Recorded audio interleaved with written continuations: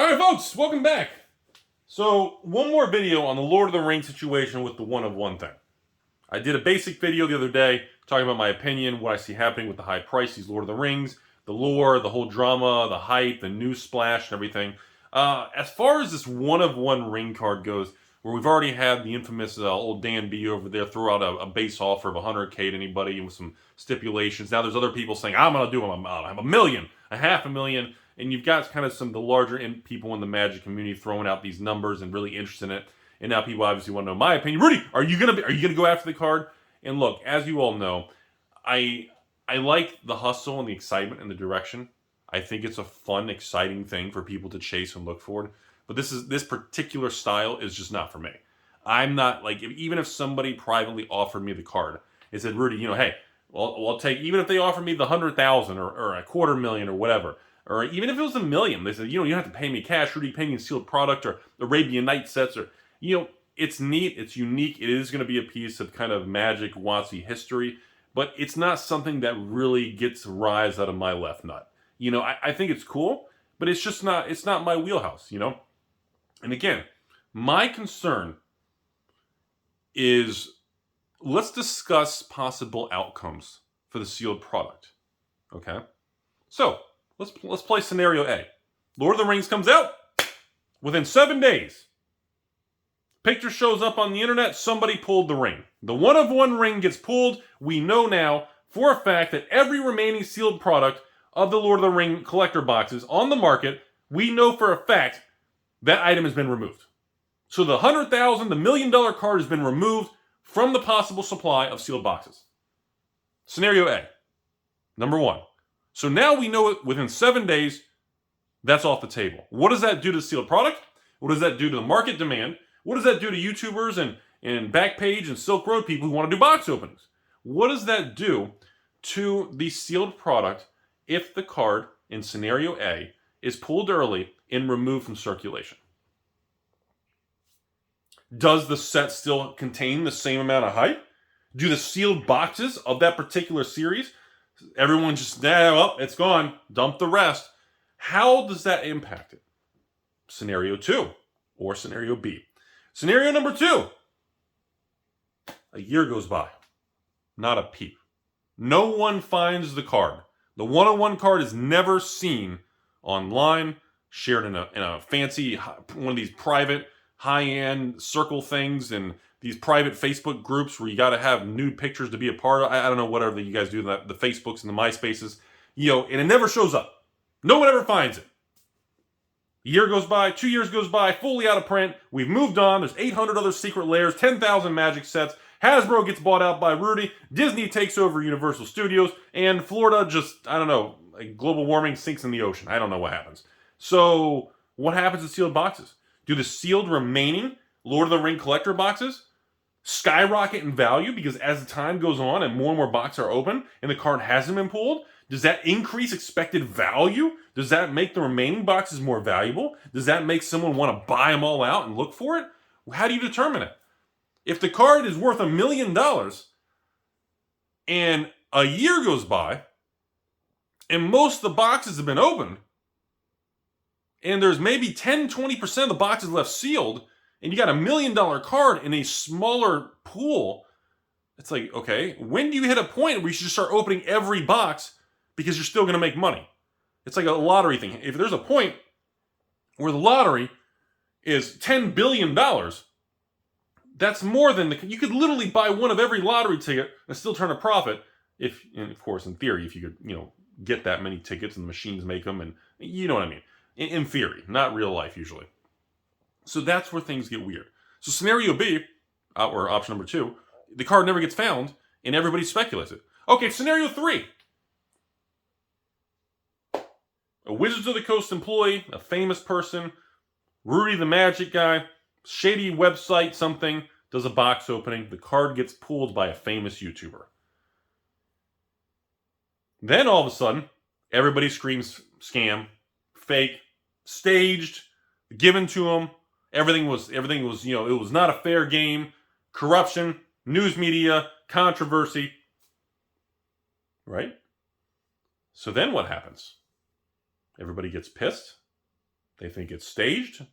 They think it wasn't a fair thing. Like the McDonald's, the Monopoly thing, where the Boardwalk Park place to win all the prizes, and the FBI got involved in the Monopoly thing for McDonald's. That's why they never did it again. And you know what the kicker was of that? The FBI and the scam for the Monopoly game at McDonald's? You know that was where I live, in Jacksonville, Florida? What are the odds of that? What are the odds of that? No affiliation. I currently do not work for Wizards of the Coast or Hasbro. So, option number 3. It gets pulled by a well-known person on the internet, and everybody becomes skeptical, becomes a controversy, hits news media, and now it goes from positive, and everything turns negative, and controversy takes over, and now Lord of the Rings becomes this tainted, dramatic set that's surrounded by negativity and becomes a Baldur's Gate 2.0 because of controversy. So, scenario number 4. The card just never gets found, period. Just disappears. Some kid in Walmart bought it.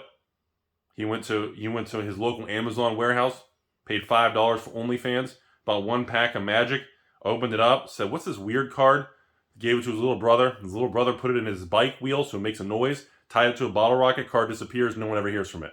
Then Wizards of the Coast gets accused for never actually putting the card in the product to make sure people would endlessly look for that golden ticket. So we have these very strange scenarios. And then now, let's move past these possible scenarios. And now let's discuss what happens now once this becomes so successful, which it will be, and the prices go up, which they will, and everybody complains about how expensive it is, but everyone buys it anyways, which they're going to do. And then this becomes, it hits news things, and Wizards and Hasbro gets a positive light, helps everything, which is probably going to happen.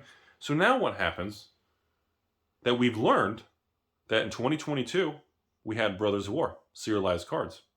2023, so far the only set in 2023 to have serialized cards is Lord of the Rings. So it's looking like, to me, we're having 1 set per year that's going to contain serialized cards so that it becomes like not overly done, but enough where it becomes relevant and stays in the back of your mind. Now, my theory is now that Brothers War has proved serialized cards are legitimate in a modern-day reserve list, modern-day store of value, whatever spin you want to put on your little Timmy Taco. Now that we know that, in my opinion, similar to fetch lands, I don't believe we ever see serialized cards in a normal, cheap, basic Magic standard set ever again.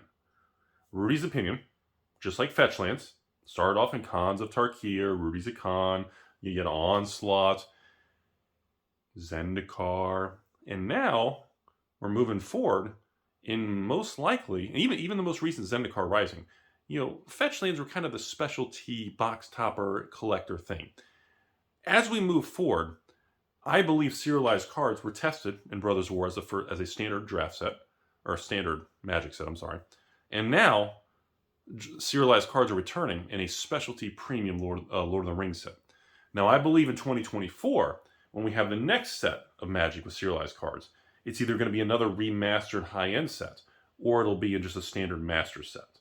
So I believe serialized cards are going to be used by Wizards to add a safety net for high-end premium cards.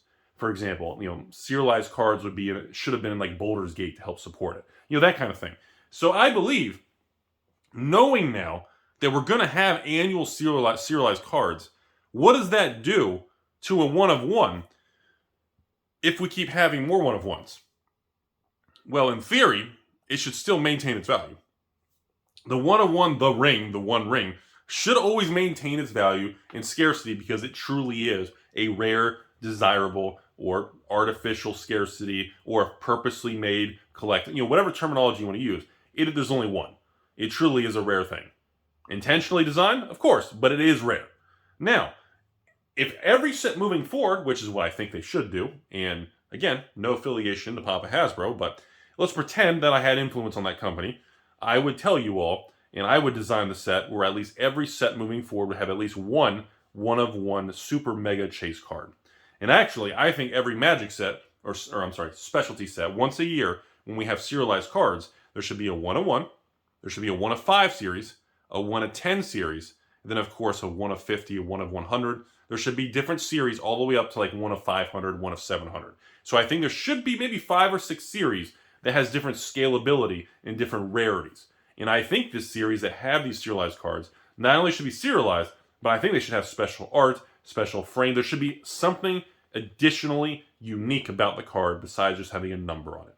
Kind of like the One Ring is fully unique. Kind of like that. So, I do believe the value is going to somewhat hold. And the problem is, I don't know what it does with the sealed product. I don't know what it does long term. We've been through a lot of things where everybody went crazy on Jeweled Lotus in Commander Legends 1. A lot of people went crazy buying Corona Godzilla cards in the 2020's dumpster fire. We see over time certain hype cards go crazy, but historically, once the market moves forward, because we are all human meat popsicles, we have very short attention spans. We will move forward to the next hype train, and we all jump aboard and go crazy. Because number one, it's fun. Number two, we're human. And number three, it's fun. That's really it. And of course, the people like Hasbro and Wizards of the Coast, the 3,000 stores, distribution, it's all a business. It's a network. And when the network is happy and healthy and thriving, everybody wins. And that is what I always talk about. When products fail or anything collapses, everyone loses.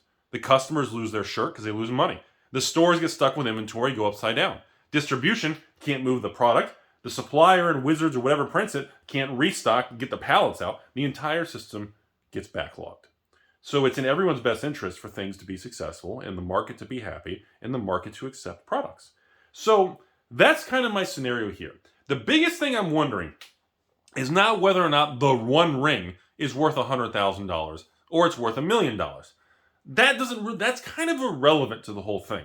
The bigger question is on these, 5, 10, 20, 30, 40, $50 million worth of sealed product for Lord of the Rings that's going to be brought to market this summer. If there's 20, 30, 40, $50 million worth of sealed product, how does that product react based on this one mega card? How does all that product, does it sell better? And then does it tank right when the card gets found?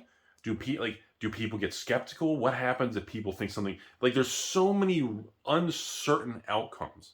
And that's what really makes this situation interesting. We've never had a Magic set that was first spoiled and a little bit of hype was dripped out, where one card carried this much value. Where one kid can go to a local Amazon.com warehouse with his great-grandmother and, of course, his 3 stepsisters after they did laundry, and he can buy one pack of cards for $10, $20. I know, right? $10, $20. $20 for one pack of Lord of the Rings collectors, and the kid can make $1 million. Now, isn't that just straight-up gambling at this point? Wait, don't say that. Erase that part. I'm getting evil looks from the Bobs. You can't talk about gambling and Wizards. So that's what I'm focused on, everybody. I'm interested to hear your comments and everything below. Other than that, hope you guys are having a great time here. 2023 continues to be very turbulent. I will have some videos coming up in Whiteboard, and I know I'm waiting to kind of see more information come out with this, all these bank collapses and regional banks and SVB and everything, but I'm just kind of watching all of it right now, and that's where we are. The market's, again, side news of all this Magic Lord of the Rings thing. We got a Mega Flesh and Blood Outsiders, hugely successful, hype through the roof. We got the new Pokemon block with Scarlet Violet, new era Pokemon raised prices, new borders for English US, all kinds of things happening. And then, of course, you got new white sets. We got the new era of MetaZoo starting. And then, of course, March of the Machine. Dude, it is great. Every CCG has all this crazy stuff going on. And, of course, we've got Sorcery finally launching and shipping out Alpha Kickstarter. Then, of course, we got Sorcery Beta that's going to be coming to market. I'm going to be doing huge promotions of Sorcery and everything once we get to that in a couple months later on in the summer. There's just a lot of things coming. So, like I said, 2023, and so far, nothing has collapsed in the CCG world, not the banking world. All right, guys, have a great day. So wait, cards aren't collapsing, but the real world is? I'm confused.